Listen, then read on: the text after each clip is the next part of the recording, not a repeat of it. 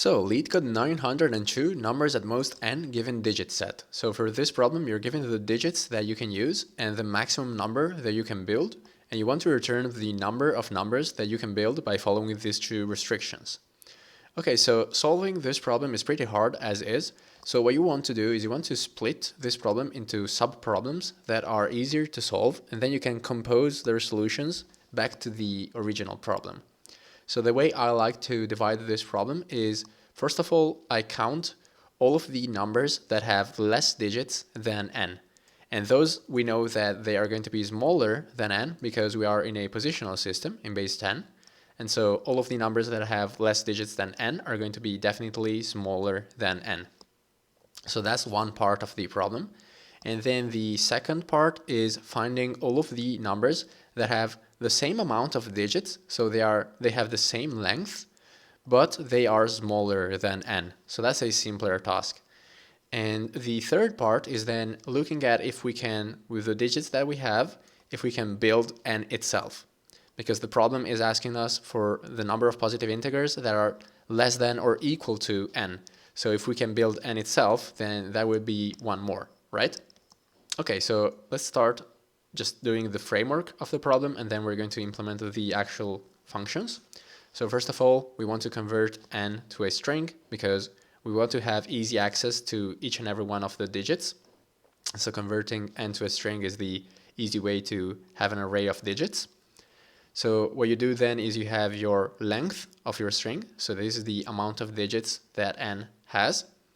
And then you have your result, which you're later on going to return. So this is the number of numbers that are less than or equal to n. Okay, and now we're going to have to call two functions that we are going to implement later. So first of all, we count and we update the result inside of this function. We count the numbers that have less digits than n, so they are shorter.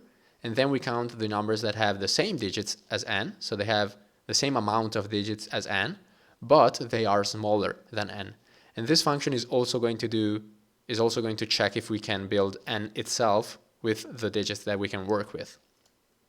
Okay, so let's implement the first function because that's simpler. So for this function, all you have to do is you have to loop through all of the lengths, so all of the possible amounts of digits that are less than the amount of digits that n has, which is len. And at every step you add to the result all of the numbers that you can build with that given amount of digits. So we start with one digit and we go all the way up to length digits, but we don't include that. So we have only the numbers that have less digits than n. And then at every step we add to the result the amount of numbers that we can have with that amount of digits. And this formula can be explained as follows. So let's say that you have like 3 digits. You can think of those digits as slots in which you can put any of the digits that you have in your digit set. And so like for the first slot, you have digits.length ways of filling that slot. Then for the second slot, again, you have digits.length ways of filling that second slot, that second digit. And then for the third slot, again, you can pick any of the digits, and so you have digits.length ways of filling that third slot again. And so what that tells you is that if you have one digit, you only have digits.length ways of filling that digit. If you have 2 digits, then you have to multiply digits.length by itself. If you have 3 digits, you need to multiply it by itself 3 times. So that's just exponentiation. Okay, so that's pretty simple. So now we're going to implement the second function, which is a bit trickier. So it's kind of similar in that we have a for loop again, and that we update the result inside of that for loop, but it's more complicated. So what we do, instead of looping through how many digits, we know now that we have len digits. So we're going to have a loop that goes digit by digit through the n parameter, starting from the most signifying digit. So we start from the position 0, basically, which is the most signifying digit. And what we do is we take all of the digits that we have in our digit set that are smaller than that digit. So for example, here we only have 1, so it's not really useful, but think about if we had like n equals 600, then we would have the digits 1, 3, and 5. And those digits, you could put them into that slot, into that position, and all of the numbers then with that digit filled with those suitable digits would be definitely smaller than n if that was like 600, right? So now we can basically do the same thing that we were doing before, knowing that we now have a lot of choice in the digit that we put in the ith position.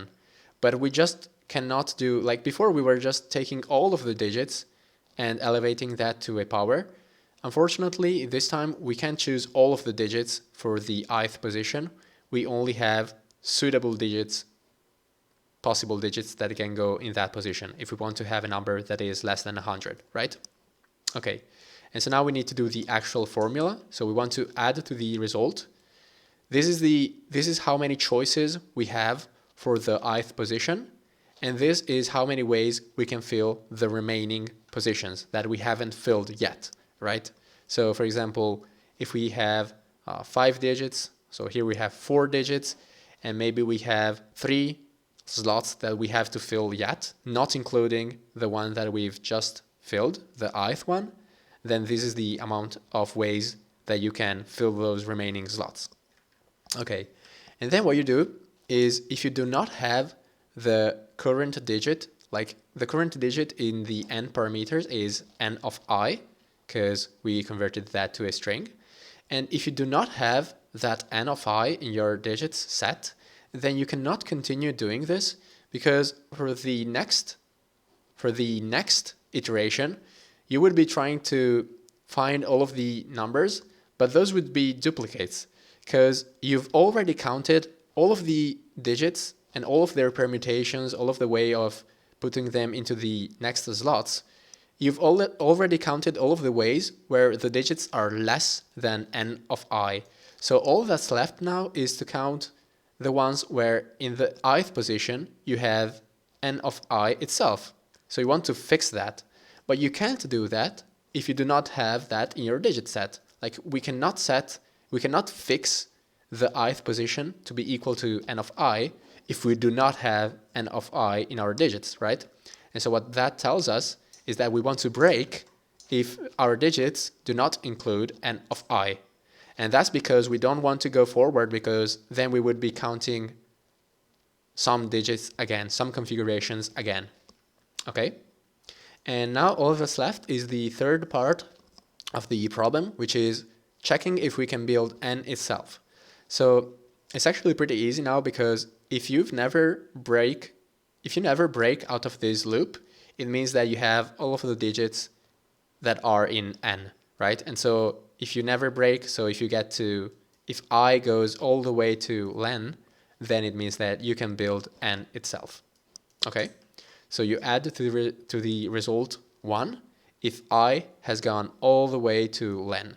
And if I stops before for some reason, because there's no digit, there's not some digit in your digit set, then you've broken before, and so this is false, and so you don't increment result. So yeah, that's it. I'm going to submit the solution to show you that it works. And that's it from me. Thank you for watching, and bye.